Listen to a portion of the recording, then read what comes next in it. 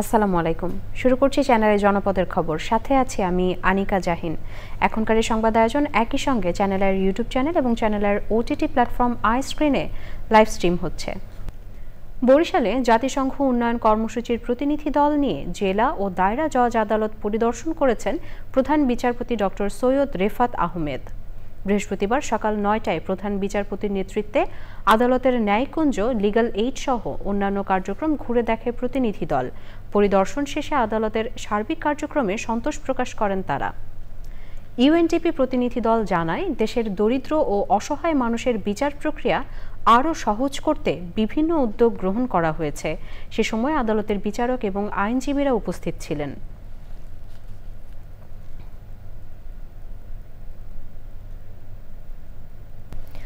এবারে প্রতিনিধিদের পাঠানো তথ্য ভিডিও চিত্রে আলমুকসিদের রিপোর্ট। বরিশাল নগরীর শঙ্কর মঠ মণ্ডপ পরিদর্শন করেছে র্যাব ৮-এর অধিনায়ক লেফটেন্যান্ট কর্নেল নিস্তার আহমেদ। এ সময় মন্দির কমিটির নেতাদের সাথে মতবিনিময় করেন তিনি। Technical and vocational education training বাস্তবায়নের জন্য বরিশালে বিভাগীয় কর্মশালা হয়েছে। প্রধান অতিথি ছিলেন শিক্ষা মন্ত্রণালয়ের কারিগরি ও মাদ্রাসা বিভাগের সচিব মোহাম্মদ রফিকুল ইসলাম। চাঁপাইনবাবগঞ্জের প্রয়াত স্কাউটার ও জেলা নাগরিক কমিটির সদস্য গোলাম রশিদের স্মরণে সভা ও দোয়া মাহফিল হয়েছে। সভাপতিত্ব করেন জেলা নাগরিক কমিটির সভাপতি সৈয়দ মোহাম্মদ আহমেদ বাদশাহ।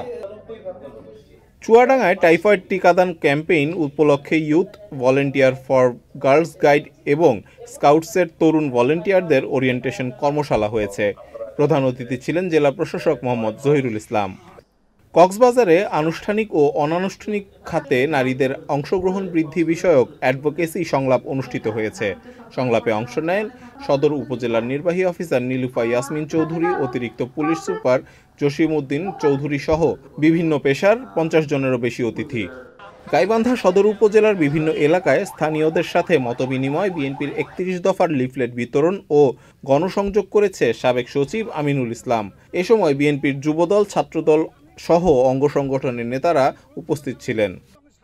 মেহেরপুরে টাইফয়েড ভ্যাকসিন বিষয়ে ওরিয়েন্টেশন কর্মশালা হয়েছে। জেলা মডেল মসজিদ ও ইসলামিক প্রশিক্ষণ কেন্দ্রে অনুষ্ঠিত কর্মশালায় জেলার বিভিন্ন স্কুলের গার্লস গাইড ও স্কাউটসদের স্বেচ্ছাসেবীরা অংশ নেয়। আসন্ন দুর্গাপূজা উপলক্ষে মৌলভীবাজার জেলা সদর সহ ৭টি উপজেলায় টহল জোরদার করেছে সেনাবাহিনী। দুর্গাপূজা উপলক্ষে ময়মনসিংহের কোতোয়ালী থানায় ৬০টি মন্দিরে বিএনপির ভারপ্রাপ্ত চেয়ারম্যান তারেক রহমানের পক্ষ থেকে আর্থিক প্রণোদনা দেয়া হয়েছে। পূজা আয়োজকদের হাতে আর্থিক উপহার তুলে দেন দক্ষিণ জেলা বিএনপির সদস্য সচিব মোহাম্মদ রকুনুজ্জামান সরকার ও বিএনপির স্থানীয় নেতারা। নীলফামারী